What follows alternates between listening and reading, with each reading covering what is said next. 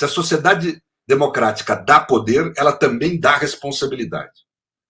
Poder na sociedade democrática, se bem aplicado, é um engano achar que é uma prerrogativa apenas. É sempre uma prerrogativa que se acompanha de um dever. É um dever de agir mais do que um poder agir. E, portanto, o médico tem que ter restrições à forma como ele fala em público, porque ele vai estimular comportamentos. Quando usa um medicamento... É possível um médico, numa situação de normalidade, usar um medicamento off-label? É. Ele com o paciente dele lá. Agora, numa pandemia, ele pregar o uso de um medicamento em que se comprovou que não tem eficácia para o combate da doença, é muito grave, porque dá para a ideia às pessoas que existe um remédio para a doença. Então, que elas não precisam usar máscara, no fundo, é uma gripinha, qualquer problema toma cloroquina. Né? Ou seja, estimula comportamentos negativos que levam à morte de muitas pessoas, a problemas de saúde grave, etc. Então, o médico que publicamente orienta o uso de cloroquina, nós temos que entender, a meu ver, está cometendo crime. Muito mais o presidente da República, que é o líder da nação. A política do governo federal nessa questão foi criminosa. Isso quem fala não sou eu, Eduardo. É a Faculdade de Saúde Pública da USP, por exemplo, que afirma que houve crime de morticínio de população civil, de extermínio de população civil. E houve mesmo. Esse tipo de... Só para vocês terem uma ideia, gente, o Estatuto de Roma regula essa questão. Artigo 6º e 7º. Num é o genocídio, que aí você pode cogitar de Bolsonaro ter praticado isso em relação... O governo Bolsonaro ter praticado em relação a índios. Pode ser uma cogitação que já estão fazendo. Mas tem um outro crime que é tão relevante quanto o genocídio, que é o crime de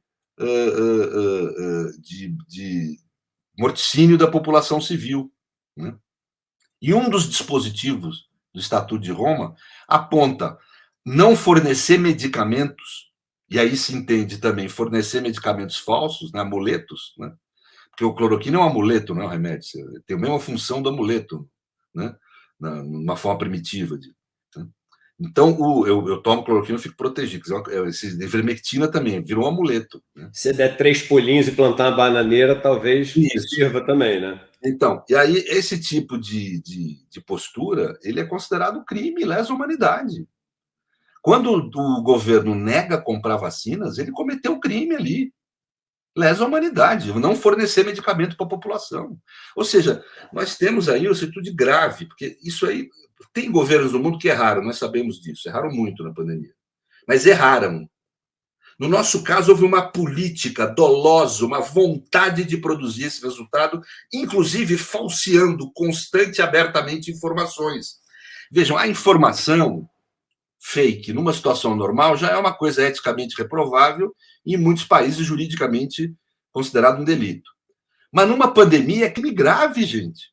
Você fornecer informações falsas à população que podem comprometer o comportamento recomendado pela ciência, como que foi feito, é crime.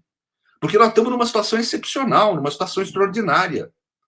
Então, a democracia restringe o direito à livre expressão por parte de autoridades médicas e públicas numa pandemia, de forma a determinar, os ingleses têm uma formulação que eu acho que aplica também ao Brasil, porque está posto na nossa Constituição implicitamente, quando estabelece o direito à vida, que é o princípio da cautela.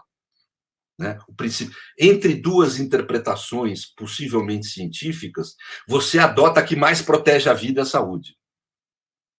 Isso no direito brasileiro é conhecido. Temístocles Cavalcante, que foi nomeado pelo Costa e Silva, era um conservador, nomeado pelo Costa e Silva, ministro supremo, na década de 30 ele já falava. Eu tenho o texto aqui, se vocês quiserem, depois eu leio, um textinho, né? Onde ele fala que não tem que ter dúvida, inclusive, entre economia e vida e saúde. A Constituição determina que a autoridade pública é obrigada a seguir as recomendações da ciência. É obrigada, não é uma possibilidade. E nessas recomendações, se houver dúvida, a interpretação mais cautelosa, cautela quer dizer isso, proteção, né? Mais protetora da vida e da saúde. Então, agora, por que não funciona?